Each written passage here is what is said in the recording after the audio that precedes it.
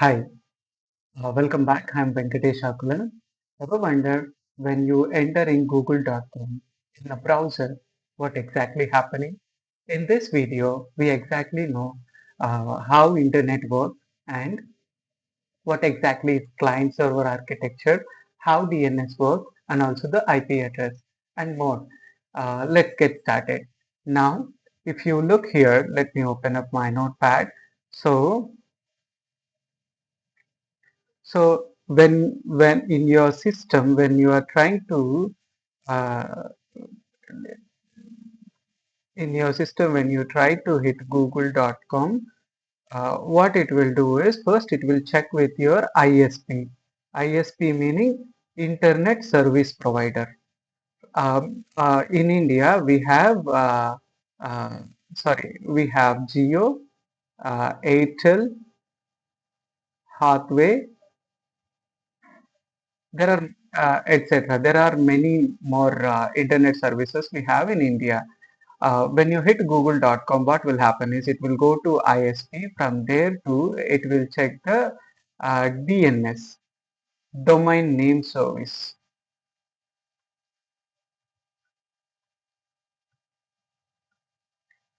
and then it go and check in the server whether google.com is available or not. That would be checked in this DNS. Now, this entire world, the internet works with the giant, very big cable lines. It doesn't matter. Throughout the world, all these cables are there. Majority of the cables lies in under the sea. I'll explain all those things in a bit. Now, generally, when you try to hit any kind of URL, what happens is first the request goes to the uh, your internet service provider, and then from there to it will go to the DNS server. DNS server is something like it's a very big library. Imagine from your library, if you want to look for a specific book, what you will do? You go and check in a register saying that I want a particular book. You tell the name or the number of the book so that the registrar would check and provide the respective book. Here exactly in the DNS, we have something called IP address. Now, google.com is also having an IP address. With IP address, it will go and check in the DNS. If it is available, it gives a request to the server and then it will go back. Now let's go. Let me let me add another page and I'll explain here. See, I'll explain here.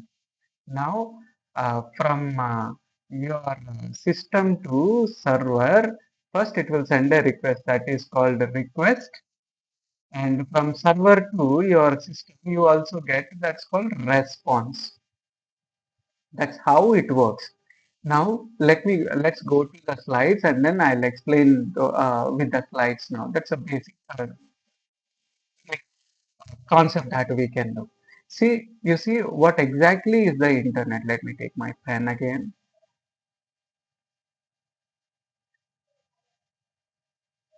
So what exactly is you see a global network that connected with computers talking using the shared rules. Rules is something I'll explain that in a minute.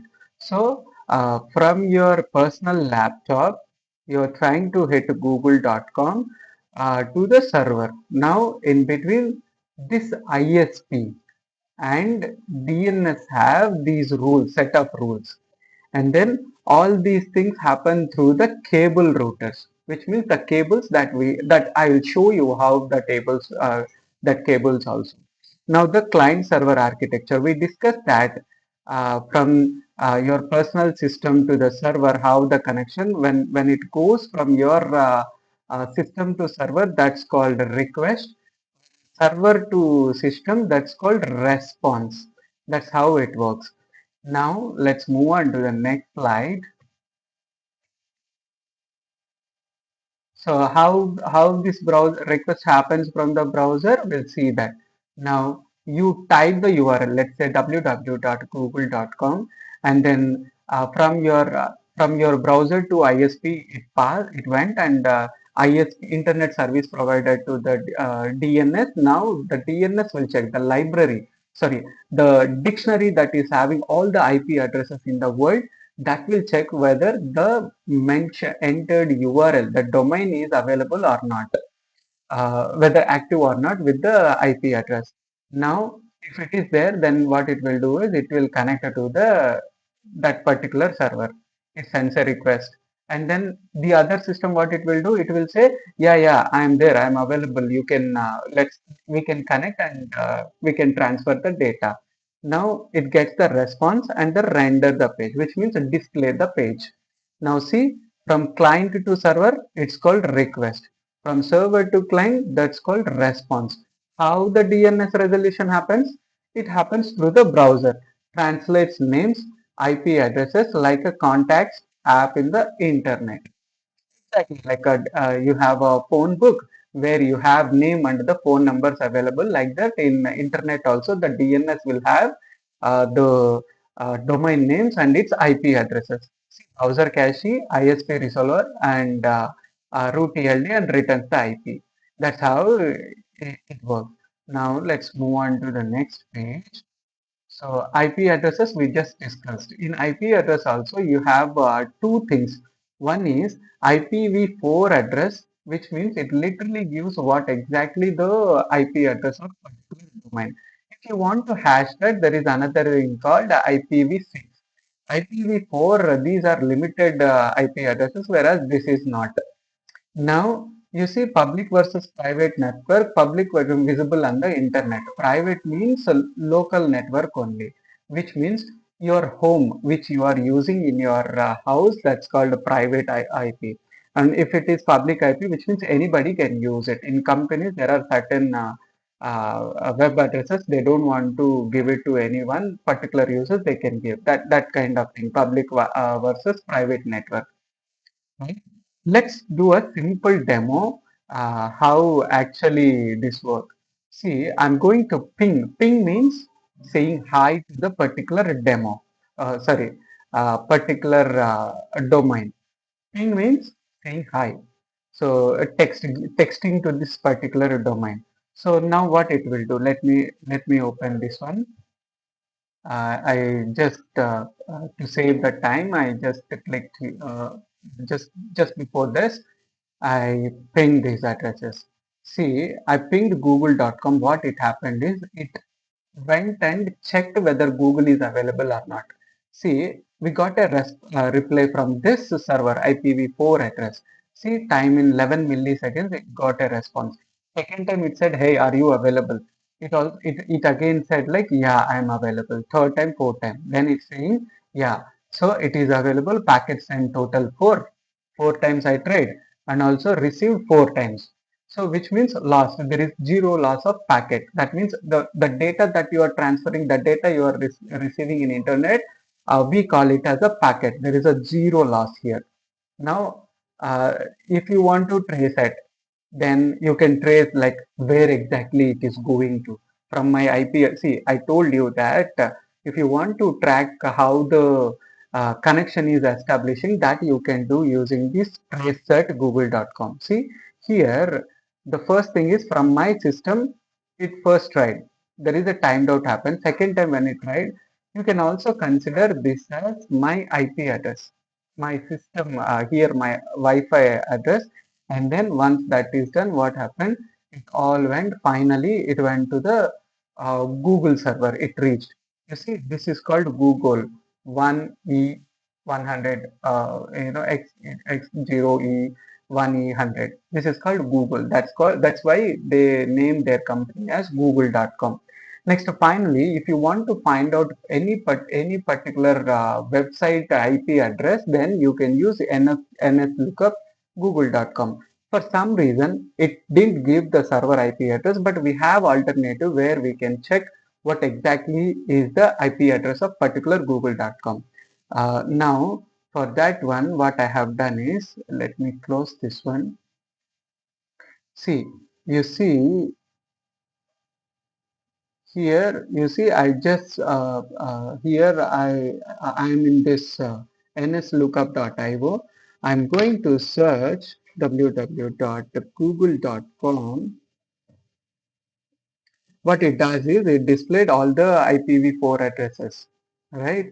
If you try to copy this one of this, and if you try to hit here, it will display Google, right? So we just with the number also you can able to get the particular website. That's what it is. You can get you can display websites using two things. One is domain, another one is IP address. That you know, right? Now I told you this entire world is connected with the cable wires. Now when you head over to this when you head over to this submarinecable.com, what you can able to see this entire world is connected with this big cable wires under the sea. So with this, what happens? You don't have to cool the these wire, the heat that produced or generated while transmitting the data. That will be done if it is underwater, right? Transport also easy. Now the data, within milliseconds, it will within lightning speed, the data transfers throughout the world. Now, if you see that, you see, if you zoom out, you will see this entire world is connected with these big giant cables. If you cut slice through any kind of cable, then you can able to see this is genius, isn't it? So the people, if there is any issue, they go down and check if there is any problem in the wires that they are sub in this cable. See, and finally, let's go on to the last slide we have. I practically showed you. And finally, the network architecture you already know by now. So this is your computer. You are trying to hit google.com from your router, your personal Wi-Fi.